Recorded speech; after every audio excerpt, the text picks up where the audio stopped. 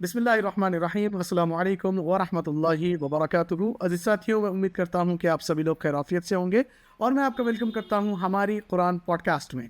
Quran podcast जहाँ पे हम करते हैं कुरान की बातें, कुरान से बातें। और मैं हूँ आपका होस्ट मोहम्मद इमाद। मेरे साथ है मेरे को होस्ट उस्ताद हारून सिद्दीकी साहब। अस्सलामु अलैकुम व रहमतुल्लाहि व बरकातुहू। हारून भाई, वालेकुम अस्सलाम वरहमतुल्लाहि वबरकातुहू। इमाद भाई, और हम कर रहे हैं हमारी जो एपिसोड है ये सूरह बकरा की, और सूरह बकरा की जो आगे की आयत हैं उसके बारे में। और हम इन एपिसोड्स को लेकर के चल रहे हैं सूरह बाय सूरह, जहाँ पे हम एक एक आयत को तफसीर के हवाले से देख रहे हैं इंशाल्लाह। तो आज हमारी जो आयत हैं वो 113 और 114 से स्टार्ट होंगी इंशाल्लाह।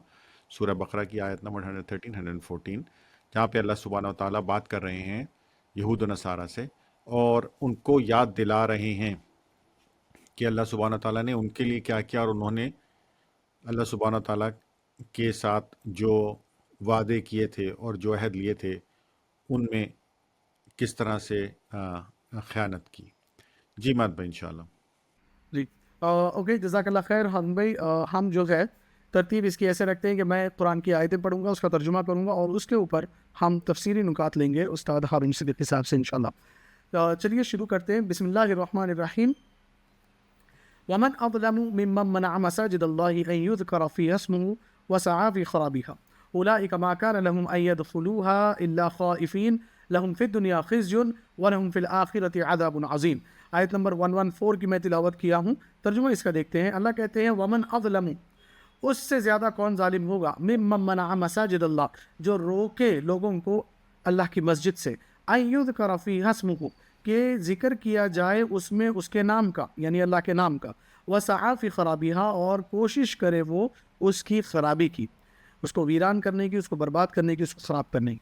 उलाइका मा कान लहुम अन यदख़ुलूहा इल्ला ख़ाइफ़ीन, ऐसे लोगों के लिए यही बेहतर है कि वो उसमें दाखिल हो मगर डरते हुए। लहुम फ़िद दुनिया ख़िज़्युन, उनके लिए इस दुनिया में ज़िल्लत है। व लहुम फ़िल आख़िरति अज़ाबुन अज़ीम, और आखिरत में उनके लिए बहुत बड़ा अज़ाब है। इसमें मेरा जो है अब सवाल हारून भाई से ये है कि हारून भाई, ये कौन लोग हैं जो लोगों को रोक रहे हैं मस्जिद में आने से, नंबर 1। नंबर 2, अल्लाह का नाम लेने से। और तीसरा ये कि ये किसको अल्लाह कह रहे हैं, वार्निंग किसको अल्लाह दे रहे हैं कि अगर तुम ऐसे ही करते रहोगे तो दुनिया में भी तुम जिल्लत उठाओगे और आखिरत में तो तुम्हारे लिए बड़ा अज़ाब है। बिस्मिल्लाहिर्रहमानिर्रहीम। इमाद भाई, इसको समझने के लिए पहले मैं थोड़ा सा कनेक्शन हम अपने हमारे सुनने वालों के लिए, कि ये जो आयत है, इसके ऊपर वाली आयत जिसमें अल्लाह सुब्हानहू व तआला कहते हैं कि यहूदी कहते हैं कि ईसाइयों को कुछ नहीं पता, और ईसाई कहते हैं कि यहूदियों को कुछ नहीं पता, और इन दोनों के अलावा वो लोग जिनके पास किताब नहीं आई है वो भी कहते हैं कि इन लोगों को कुछ नहीं पता। अल्लाह सुब्हानहू व तआला कहते हैं कि अगर मैंने इस चीज़ को रोक के ना रखा हुआ होता कि मैं इसका फ़ैसला तुम्हारे दरमियान क़यामत के दिन करूँगा, तो मैं अभी इस चीज़ का फ़ैसला कर देता जिस चीज़ पे तुम इख्तलाफ कर रहे हो, हालांकि तुम सबके पास किताब है। और उसी बात को आगे बढ़ाते हुए अल्लाह सुब्हानहू व तआला ये कह रहे हैं कि हिस्ट्री ये है कि एक दफ़ा जब ईसाइयों ने रोमन्स आ गए और आकर उन्होंने टेक ओवर कर लिया था यरूशलेम को, और जहाँ मस्जिद अक्सा है, और उसके बाद उन्होंने वहाँ पे जूस का दाखिला मना कर दिया था, जूस का दाखिला बंद कर दिया था, यहूदियों का दाखिला बंद कर दिया था, यहूदियों को नमाज पढ़ने इबादत करने से मना कर। तो इसका जो किस्सा है, जो शान नज़ूल है, ये उस बात की तरफ इशारा करता है। और इमाद भाई, इसमें दो पॉपुलर जो उलमा हैं उनकी आरा है ना, एक तो ये वाली है और एक और भी है ना हमारे पास, तो वो आप बताइए ज़रा वो कौन सी है। जी। एक तो आपने कहा माशाल्लाह कि जब ईसाइयों ने यहूदियों को हाँ यरूशलेम में जो है इबादत करने से रोका। दूसरा अगर हाँ, हम देखते हैं हाल में, तो ये आयतें मुसलमानों वाली जो है ना, जो मुसलमानों के ऊपर। एग्जैक्टली ये आयतें जो नाजिल हो रही है मक्का में नाजिल हो रही है प्रॉफेट मोहम्मद सल्लल्लाहु अलैहि वसल्लम के ऊपर, और इसमें मुशरिकीन को भी एड्रेस किया जा रहा है कि तुम काबा में मुसलमानों को इबादत करने से रोक रहे हो। तो ऐसे रोकने वालों के लिए अल्लाह का नाम लेने से ان کے لیے دنیا میں بھی ذلت ہے اور آخرت میں بھی عذاب. قالت الیہود لیست النصارى علی شیء وقالت النصارى لیست الیہود علی شیء. دونوں ایک دوسرے کو نہیں مان رہے ہیں. وہ بول رہے اس کا کچھ نہیں, یہ بول رہے اس کا کچھ نہیں. اور اسی ٹسن میں عیسائیوں نے یہودیوں کو روکا تھا پروفیٹ محمد صلی اللہ علیہ وسلم کے آنے سے بہت سال پہلے. پھر دوسرا یہ کہ اس کے شان نزول ایک اور اگر ہم دیکھتے ہیں تو پروفیٹ محمد صلی اللہ علیہ وسلم آئے, پیغام لے کر آئے, ریچ کر رہے ہیں, لوگوں کو اسلام کی دعوت دے رہے ہیں, نماز کے بارے میں بتا رہے ہیں, اور کافر اور مشرکین ان کو نماز ادا کرنے سے, اللہ کا نام لینے سے کیسے روکا وہ ہم سارے جو ہے جانتے ہیں. تیسرا سینیریو میں آپ سے یہ ڈسکس کرنا چاہوں گا کہ آج کے زمانے میں 1400-1500 سال کے بعد پروفیٹ محمد صلی اللہ علیہ وسلم جا چکے ہیں, ان کی تعلیمات باقی ہے, تو کیا آج کے زمانے میں بھی کچھ لوگ ایسے بچے ہوئے ہیں جو اس آیت میں فٹ ہوتے ہیں یا ان جنرل فٹ ہوتے ہیں؟ اس کو ہم اب کے سینیریو میں کیسے لے سکتے ہیں, اس پہ اگر آپ کچھ تبصرہ دے سکیں. نہیں یہ آیت تو ان جنرل ایک اس وقت کے حساب سے بات ہو رہی ہے نا ان پرٹیکولر, اور لیکن اللہ سبحانہ تعالیٰ کے ایڈریس کرنے کا طریقہ ایسا ہے جس کو آپ پورے ایز اے بلینکٹ ہر وقت کے لیے استعمال کر سکتے ہیں. ٹھیک ہے نا. اللہ یہ کہہ رہے ہیں کہ سوال کے طور پہ کہ کون ہے اس سے بڑا ظالم جو منع کرے کس چیز سے, لوگوں کو اللہ کا ذکر کرنے مسجد میں جانے سے. ٹھیک ہے, کہ مسجد میں جائیں اور اللہ کا ذکر کریں, اور اللہ کی مسجد جو ہے جو کہ اللہ کا گھر ہے اس کو خراب کریں. کون کون اس سے بڑا ظالم کون ہو سکتا ہے؟ ٹھیک ہے. تو یہ اس میں ڈیفینیٹلی بات ابھی جو ہو رہی ہے وہ یہودیوں اور عیسائیوں کے پرسپیکٹو سے ہو رہی ہے, اور اس میں اللہ سبحانہ تعالیٰ ان کو یاد دلا رہے ہیں کہ تم نے ایسا کیا. اور ساتھ میں ڈیفینیٹلی یہ سیناریو بھی ہے کہ اس وقت جو کچھ ہو رہا ہے محمد صلی اللہ علیہ وسلم کو روکا جا رہا ہے.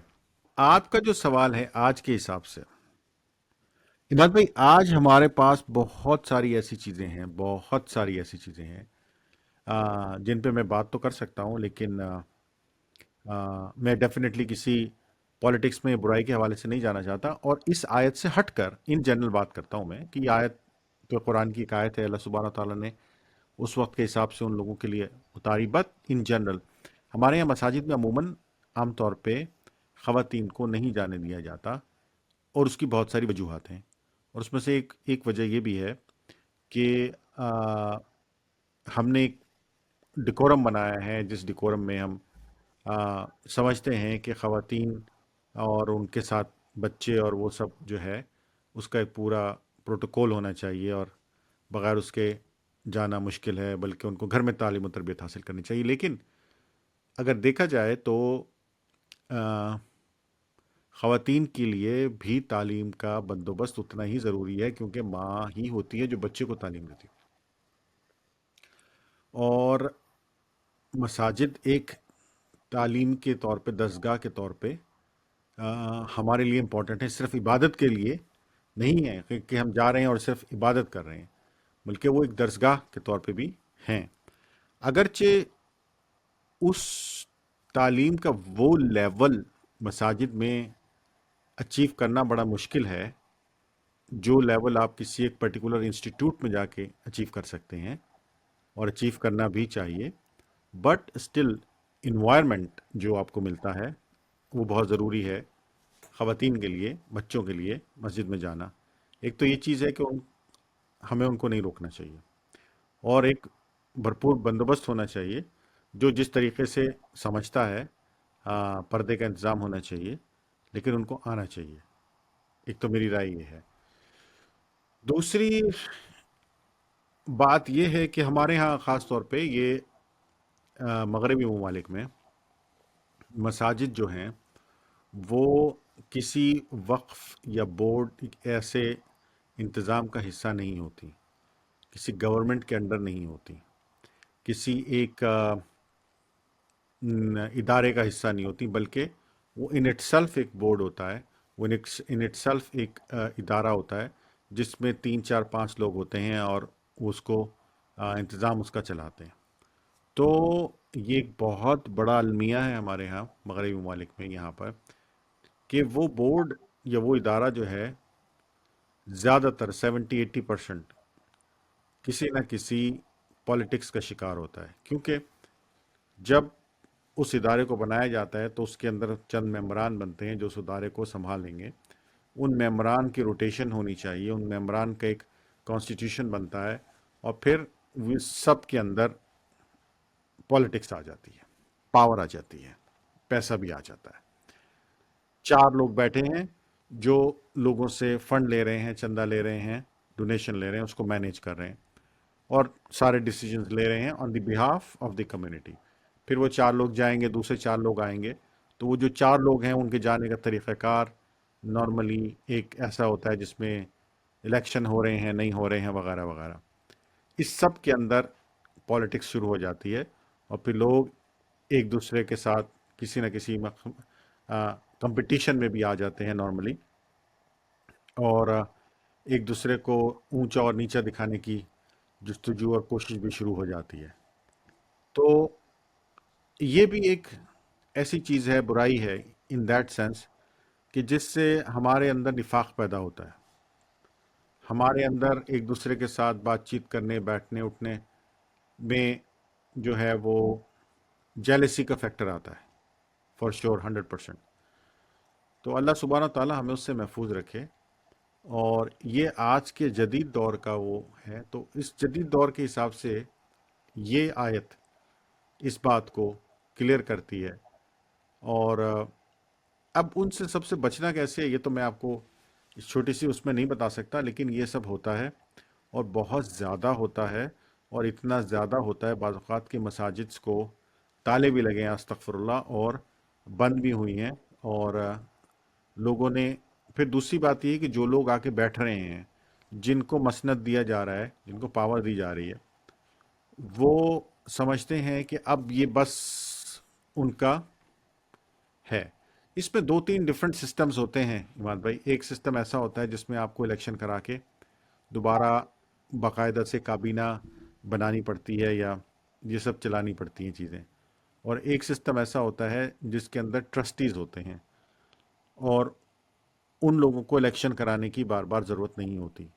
बट ये अगेन ये सब एक निज़ाम का हिस्सा है जिसमें पॉलिटिक्स आ जाती है बहुत ज़्यादा।